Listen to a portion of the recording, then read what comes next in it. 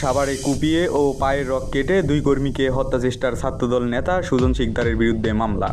সাভারের বিরুলিয়ায় পূর্ব শত্রুতার জের ধরে দুই যুবককে কুপিয়ে গুরুতর আহত করেছে সন্ত্রাসীরা।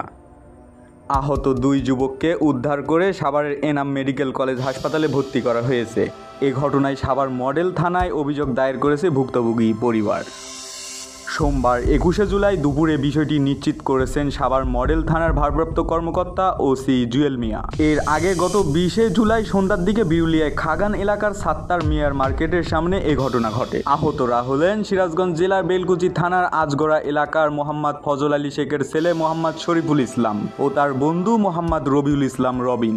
অভিযুক্তরা হলেন সাভারের চাপায়েন এলাকার সাবায়েত আলীর ছেলে সুজন শিকদার, সামাইর গ্রামের মৃত রোস্তম শিরালির ছেলে আমির শিরালি, কাকাব এলাকার মৃত মুসলিম উদ্দিনের ছেলে শাহিনুর রহমান শাহিন, নাইরাদি এলাকার মৃত নূর মোহাম্মদের ছেলে মোহাম্মদ তুহিন আহমেদ, ঋষিপাড়া এলাকার এনায়েতুল্লাহ ওরফে ফটিক সহ অজ্ঞাতনামা 20-25 জন। অভিযোগ সূত্রে জানা যায় এই এলাকার সাত্তার মিয়া মার্কেটের সামনে বসে রাত 8:30টার দিকে চা পান করেছিলেন ভুক্তভোগী শরীফুল ইসলাম ও তার বন্ধু রবিউল ইসলাম।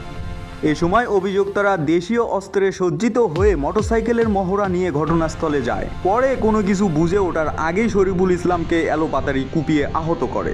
এ সময় রবিউল ইসলাম বন্ধু শরীফুলকে বাঁচাতে গেলে তাকেও কুপিয়ে আহত করে।